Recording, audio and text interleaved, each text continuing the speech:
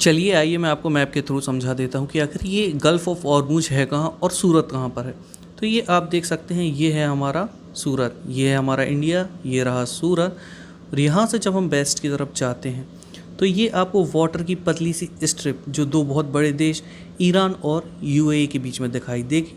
इस एरिया को कहा जाता है स्ट्रेट ऑफ ऑरमुज़ या फिर गल्फ़ ऑफ ऑरमुज़।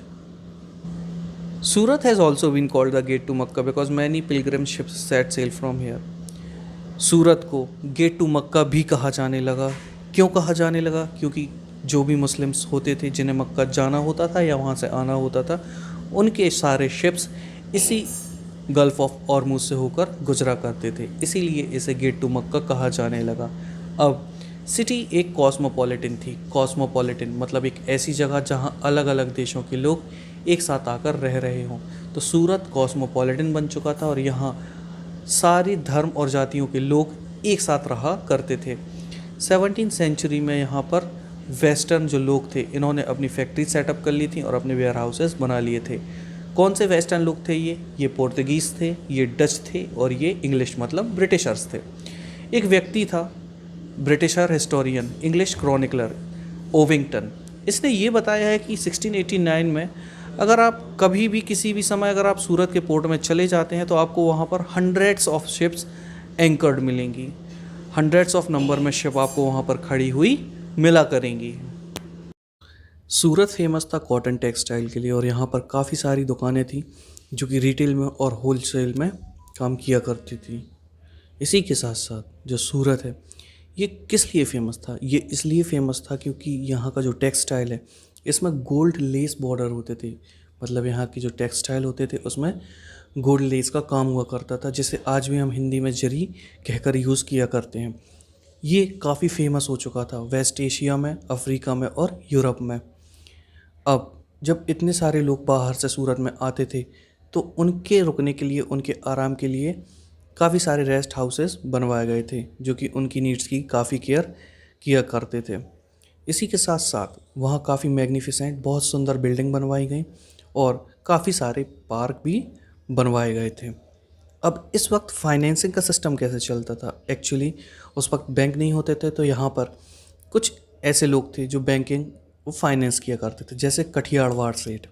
ये उस वक्त एज अ बैंकिंग हाउस काम किया करते थे और जो महाजन्स होते थे ये मनी चेंजर्स होते थे। इसी के साथ साथ जो सूरत है, यहाँ की जो हुंडीज़ हैं इन्हें काफ़ी ऑनर मिलता था। चलिए हुंडी क्या होती है मैं ये आपको समझाता हूँ। हुंडी काइंड ऑफ नोट है जिसमें ये लिखा जाता था कि पर्सन ने कितना डिपॉजिट किया हुआ है। इसे जारी कर देने के बाद इस हुंडी को कहीं भी डिपॉजिट किया जा सकता था और उस मनी को क्लेम किया जा सकता था। लेकिन ये हुंडी केवल इंडिया में नहीं चलती थी, ये बहुत दूर दूर भी चला करती थी। जैसे इजिप्ट में चला करती थी, वहाँ की कैपिटल है कायरो, वहाँ पर। इराक में एक जगह है बसरा, यहाँ पर।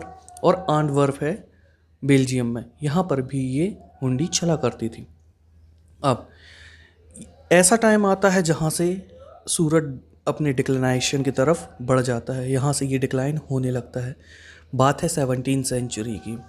अब यहाँ काफ़ी ऐसे फैक्टर थे जिसकी वजह से जो सूरत है उसका डिक्लाइन होना शुरू हो गया। सबसे पहला था loss of market and productivity.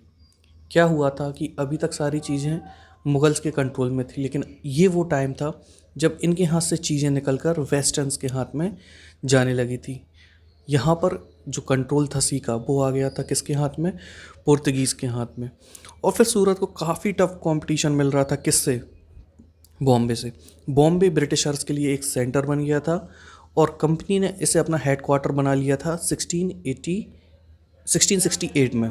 ये ईस्ट इंडिया कंपनी के द्वारा बनाए गए काफ़ी सस्ते सामान से कंपटीशन फेस कर रहे थे।